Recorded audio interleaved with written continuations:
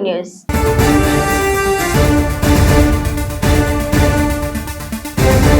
రాష్ట్రంలో ఎక్సైజ్ శాఖ ఆదాయం 2025-26 సంవత్సరంలో రూపాయలు 40,209 కోట్లకు పెరిగింది. తెలంగాణ ఏర్పడిన అనంతరం తొలిసారిగా 40,000 కోట్ల ఆదాయానికి చేరుకోవడం రికార్డుగా చెప్పుకోవచ్చు. 2018-19 ఆర్థిక సంవత్సరంలో ఎక్సైజ్ శాఖకు 20,859 కోట్ల ఆదాయం వచ్చింది. ఈ ఆదాయం 7 సంవత్సరాల్లో 2025-26 నాటికి 40,209 కోట్లకు చేరుకుంది. 2024-25 ఆర్థిక సంవత్సరంలో 37,487 కోట్ల ఆదాయం మధ్య అమ్మకాల ద్వారా రాగా 2025-26లో గత సంవత్సరంతో పోలిస్తే 2,722 కోట్ల మధ్య అమ్మకాలు అదనంగా పెరిగాయి. ఈ ఆదాయం 7 సంవత్సరాల్లో 2025-26 నాటికి 40.29 కోట్లకు చేరుకుంది. 2024-25 ఆర్థిక సంవత్సరంలో 37,487 కోట్ల ఆదాయం మధ్య అమ్మకాల ద్వారా రాగా 2025-26లో గత సంవత్సరంతో పోలిస్తే 2,722 కోట్ల మధ్య అమ్మకాలు అదనంగా పెరిగాయి. గత ఆర్థిక సంవత్సరంతో పోలిస్తే 7% మధ్య అమ్మకాలు పెరిగాయి.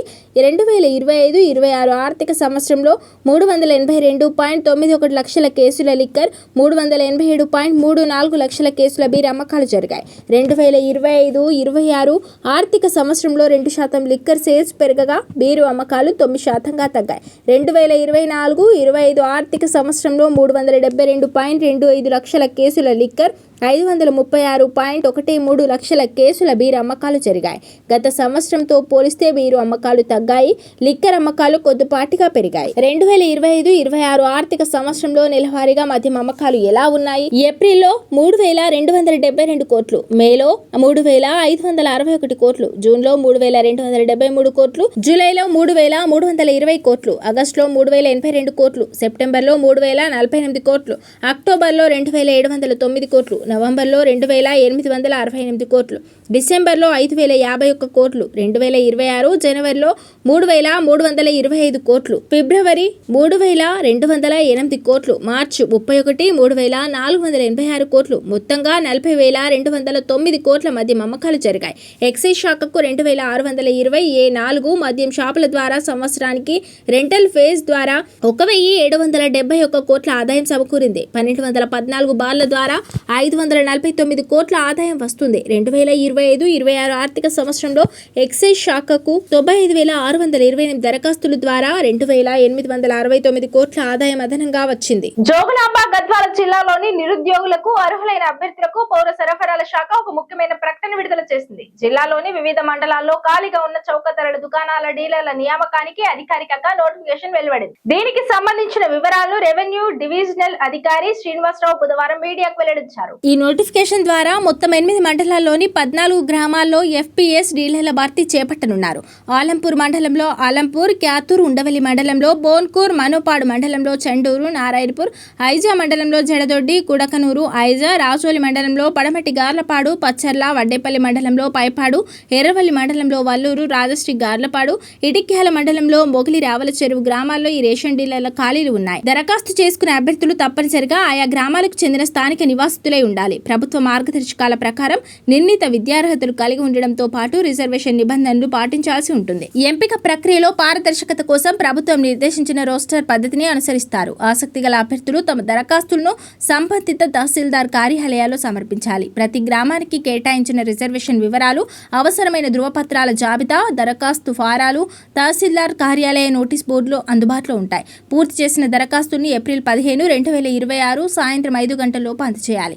గడువు ముగిసిన తర్వాత వచ్చే దరఖాస్తును ఎట్టి పరిస్థితుల్లోనూ స్వీకరించబోమని ఆర్డీఓ స్పష్టం చేశారు. స్థానిక యువత అర్హత కలిగిన వారు ఈ అవకాశాన్ని సద్వినియోగం చేసుకోవాలని ఆయన కోరారు. ప్రభుత్వ నిబంధనల ప్రకారం డీలర్ల ఎంపిక ప్రక్రియ పూర్తి చేసి త్వరలోనే కొత్త డీలర్లను నియమించడం ద్వారా ప్రజలకు నిత్యావసర వస్తువుల పంపిణీని మరింత సులభతరం చేయడమే ఈ నోటిఫికేషన్ ప్రధాన ఉద్దేశం. కష్టకాలంలో పార్టీని వదిలి వెళ్లారు, క్షమించే ముచ్చట లేదు, మళ్లీ వస్తామన్నా తీసుకునే ఆలోచనలే లేదని జంపింగ్ లీడర్ల విషయంలో బీఆర్ఎస్ పార్టీ ఓ లైన్ ఫిక్స్ చేసుకుంది. కానీ ఆ ఒక్క ఎమ్మెల్యే విషయంలో మాత్రం కారు పార్టీ తన అభిప్రాయాన్ని మార్చుకుంటుందా అన్న చర్చ జరుగుతోంది.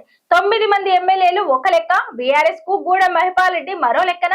గూడెంను బీఆర్ఎస్ క్షమించేసిందా అంటే అవుననే సమాధానం వస్తోంది. పార్టీ ఫిరాయింపు ఎమ్మెల్యేలను తిరిగి పార్టీలో చేర్చుకునేది లేదని ఖరాఖండిగా చెప్పిన గులాబీ పార్టీ గూడెం రీఎంట్రీ విషయంలో పాజిటివ్ గా ఉన్నట్లు టాక్ వినిపిస్తోంది. పార్టీ ఫిరాయింపు ఎమ్మెల్యేలను తిరిగి పార్టీలో చేర్చుకునేది లేదని కరాఖండిగా చెప్పిన గులాబీ పార్టీ గూడెం రీఎంట్రీ విషయంలో పాజిటివ్ గా ఉన్నట్లు టాక్ వినిపిస్తోంది.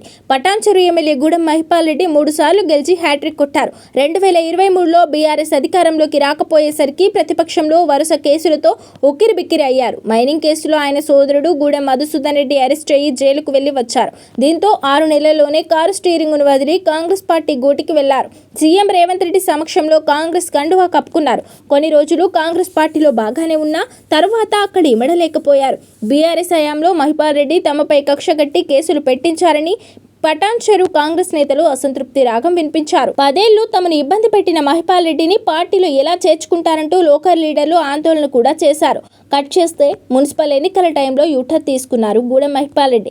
బీఆర్ఎస్ అభ్యర్థిని గెలిపించాలని క్యాడర్కు తన అనుచరులకు పిలుపునిచ్చి కాంగ్రెస్ పార్టీకి దూరమయ్యారు. మున్సిపల్ ఎన్నికల్లో తన సతీమణి సోదరుడు మధుసూదన్ రెడ్డి కుమారుడు విక్రమ్ బీఆర్ఎస్ అభ్యర్థులుగా బరిలోకి దిగగా వారికి మద్దతు ప్రచారం చేశారు. పటాన్చెరు నియోజకవర్గం పరిధిలోని 5 మున్సిపాలిటీలను బీఆర్ఎస్ కైవసం చేసుకోవడంలో మహిపాల్ రెడ్డి చక్రం తిప్పారు. దీంతో పటాన్చెరు నియోజకవర్గంలో గూడెం బలం తెలిసేలా చేశారు. ఇదే సమయంలో బుల్లెట్ దిగిందా లేదా అంటూ కాంగ్రెస్ నేతలను ఉద్దేశించి గూడెం మహిపాల్ రెడ్డి చేసిన వ్యాఖ్యలు కాంగ్రెస్లో తీవ్ర దుమారాన్ని రేపాయి. ఆ తర్వాత పటాన్చెరు నియోజకవర్గంలోని బీఆర్ఎస్ పార్టీ కార్యక్రమాల్లో గూడెం మహిపాల్ రెడ్డి బిజీ అయ్యారు. 10 మంది జంపింగ్ ఎమ్మెల్యేలకు స్పీకర్ క్లీన్ చిట్ ఇవ్వడంతో ఫిరాయింపు ఎమ్మెల్యేలపై బీఆర్ఎస్ పార్టీ మరోసారి హైకోర్టు తలుపు తట్టింది. ఇక్కడే బిగ్ ట్విస్ట్ ఇచ్చింది గులాబీ పార్టీ. మొత్తం 10 మంది పార్టీ మారితే 9 మంది ఎమ్మెల్యేలపై మాత్రమే కోర్టులో పిటిషన్ వేసింది. పటాన్చెరు ఎమ్మెల్యే మహిపాల్ రెడ్డిని ఫిరాయింపు ఎమ్మెల్యేల జాబితా నుంచి తొలగించింది.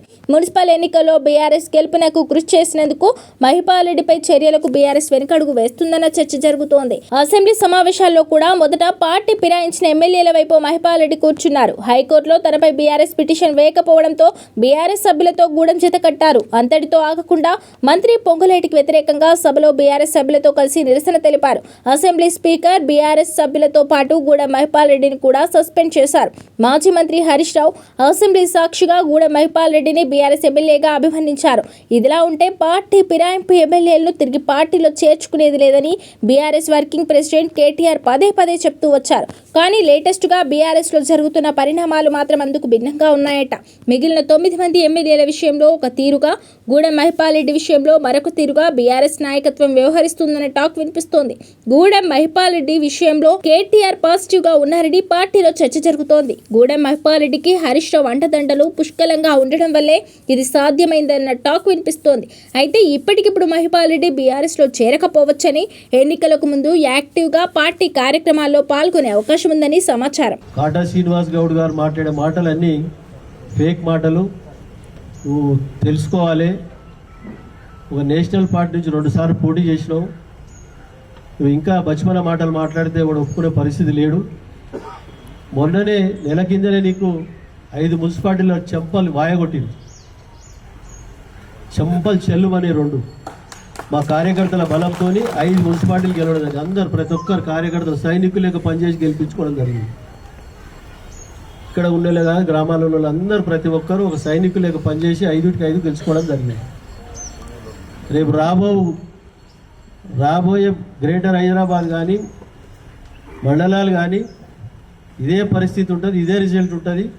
నువ్వు తయారుడు బిడ్డ అని చెప్తా ఉన్నాయి. తెలంగాణలో ఇరిగేషన్ ప్రాజెక్టుల ద్వారా 2 వ్యవసాయం పెరిగింది అని చెప్తూనే మరోవైపు కాళేశ్వరం ప్రాజెక్టు కట్టడం ద్వారా 1,00,000 కోట్లు నీళ్ల పాలయ్యాయి అని రాజ్యసభలో కేంద్ర మంత్రి సిఆర్ పాటిల్ చేసిన వ్యాఖ్యలపై బీఆర్ఎస్ మాజీ ఎంపీ బోయినపల్లి వినోద్ కుమార్ ఆగ్రహం వ్యక్తం చేశారు. తెలంగాణ భవన్ లో బుధవారం ఏర్పాటు చేసిన మీడియా సమావేశంలో ఆయన మాట్లాడారు. రాజ్యసభలో సభ్యులు అడిగిన ప్రశ్నలకు రాతపూర్వకంగా ఇచ్చిన సమాధానంలో ఒక విధంగా, సప్లిమెంటరీ ప్రశ్నలకు ఇచ్చిన సమాధానం మరోలా ఉందని, ఒక మంత్రి 2 భిన్నమైన సమాధానాలు చెప్పడాన్ని ఆయన తప్పుపట్టారు. కేంద్ర మంత్రి హోదాలో పార్లమెంట్ లాంటి ప్రతిష్టాత్మక సభలో ఇలా అబద్ధాలు చెప్పడం తగదని మండిపడ్డారు. కేంద్ర మంత్రి వ్యాఖ్యలను బీఆర్ఎస్ పార్టీ తీవ్రంగా పరిగణించి ఖండిస్తున్నట్లు తెలిపారు. డాక్టర్ లక్ష్మణ్ గారు రాజ్యసభ సభ్యులు మన తెలంగాణ నుండి ఒక క్వశ్చనర్ గారు, irrigation project development undertaken under PMKSY in Telangana, ఇది వారి ప్రశ్నకు మంత్రి గారు జవాబు చెప్పారు. తెలంగాణలో ఇరిగేషన్ ప్రాజెక్ట్స్ వల్ల వ్యవసాయ ప్రొడక్షన్ దాదాపు 2.5 టైమ్స్ 2.5 టైమ్స్ పెరిగింది తెలంగాణలో అని చెప్పి కూడా జవాబు చెప్పింది. కేఆర్ సురేష్ రెడ్డి గారు ఒకటి అడిగినారు, మరి కాళేశ్వరం ప్రాజెక్టుకు జాతీయ హోదా ఇస్తారని చెప్పి వారు ఏదో సప్లిమెంటరీ క్వశ్చన్ అడిగినారు. దాంతోపాటు యాదవ్ గారు ఉన్నారు కదా ఇక్కడ, మన రాజ్యసభ సభ్యులు అనిల్ యాదవ్ గారు, వారు సిబిఐ ఎంక్వైరీ చేస్తారా కాళేశ్వరం ప్రాజెక్టు మీద ఆయన ప్రశ్న అడిగాడు. సప్లిమెంటరీస్ అడిగితే ఇతరా ఏరా చెప్పనుండే, కానీ మంత్రి గారు 1,00,000 కోట్ల రూపాయలు నీళ్ల పాలైనాయని చెప్పిండు. ఎవరు? సిఆర్ పాటిల్ గారు, ఒక బాధ్యతాయుతమైనటువంటి కేంద్ర మంత్రి. రాజ్యసభలో ఆయన రిటర్న్ రిప్లై ఇచ్చిన దాంట్లో అంతా మంచిగా ఉన్నది, వ్యవసాయం చాలా గొప్పగా ఉన్నది, 2.5 times పెరిగింది ఈ ప్రాజెక్టుల వల్ల, తెలంగాణ రాష్ట్రం చాలా అభివృద్ధి వైపు పోతున్నదని చెప్పి ఆయన రిటర్న్ రిప్లై ఇస్తాడు. మరి రాజ్యసభలో ఒక బాధ్యతాయుతమైన కేంద్ర మంత్రి ఆయన ఏం జవాబు చెప్పాలి? ఇవాళ మీరు ఇంటర్నెట్ కొట్టి చూడండి, అది ఆ వార్త ప్రపంచవ్యాప్తంగా తిరుగుతున్నది. 1,00,000 కోట్ల నీళ్ల పాలైనవి అని ఒక బాధ్యతాయుతమైనటువంటి కేంద్ర మంత్రి ఒక ప్రశ్నకు జవాబు చెప్పడాన్ని తీవ్రంగా మేము ఖండిస్తున్నాం మా పార్టీ తరఫున. దాదాపు 20 లక్షల ఎకరాలకు నీళ్లు ఇచ్చేటువంటి ప్రాజెక్టు ఎట్లా కొట్టుకోపోయిందంటాడు ఈయన. 1,00,000 కోట్లు అసలు ఖర్చే కాదు, ఈ రోజు వరకు కూడా 1,00,000 కోట్లు ఖర్చు కాదు, ఎట్లా కొట్టుకోపోయిందంటావు నువ్వు ఒక కేంద్ర మంత్రి అయి ఉండి. గత కొన్ని రోజులుగా భారీగా తగ్గుతూ వచ్చిన బంగారం ధరలకు ఒక్కసారిగా రెక్కలు వచ్చాయి. కొత్త ఆర్థిక సంవత్సరం ప్రారంభంలోనే బంగారం, వెండి ధరలు మళ్లీ పుంజుకున్నాయి. అంతర్జాతీయ మార్కెట్ లో అమెరికన్ డాలర్ విలువ తగ్గడం వల్ల పెట్టుబడిదారులు బంగారం వైపు మొగ్గు చూపడంతో బంగారం ధరలు ఒక్కసారిగా భారీ మార్పులు చోటు చేసుకున్నాయి. డాలర్ తగ్గితే సాధారణంగా బంగారం ధరలు పెరుగుతాయి. ఈ క్రమంలో బుధవారం ఒక్క రోజులోనే తులం బంగారంపై ఏకంగా 3,000కు పైగా పెరిగింది. గత కొన్ని రోజులుగా భారీగా తగ్గుతూ వచ్చిన బంగారం ధరలకు ఒక్కసారిగా రెక్కలు వచ్చాయి. కొత్త ఆర్థిక సంవత్సరం ప్రారంభంలోనే బంగారం, వెండి ధరలు మళ్లీ పుంజుకున్నాయి. అంతర్జాతీయ మార్కెట్లో అమెరికన్ డాలర్ విలువ తగ్గడం వల్ల పెట్టుబడిదారులు బంగారం వైపు మొగ్గు చూపడంతో బంగారం ధరలు ఒక్కసారిగా భారీ మార్పులు చోటు చేసుకున్నాయి. డాలర్ తగ్గితే సాధారణంగా బంగారం ధరలు పెరుగుతాయి. ఈ క్రమంలో బుధవారం ఒక్కరోజే తులం బంగారంపై ఏకంగా 3,000కు పైగా పెరిగింది. ఈ భారీ హెచ్చుతగ్గుల తర్వాత ప్రస్తుతం భారత్ మార్కెట్లో 24 క్యారెట్ల బంగారం ధర 10 గ్రాములకు సుమారు 1,52,960కి చేరుకుంది. ఇక 22 క్యారెట్ల బంగారం ధర చూసుకుంటే తులం 1,40,200 వద్ద స్థిరపడింది. ఇక 18 క్యారెట్ల బంగారం ధర 1,14,710గా కొనసాగుతోంది. గురువారం ఉదయం 6 గంటలకు హైదరాబాద్ లో 10 గ్రాముల 24 క్యారెట్ల బంగారం ధర 1,52,960గా ఉంది. నిన్న ఈ ధర 1,52,950 వద్ద కొనసాగుతుంది.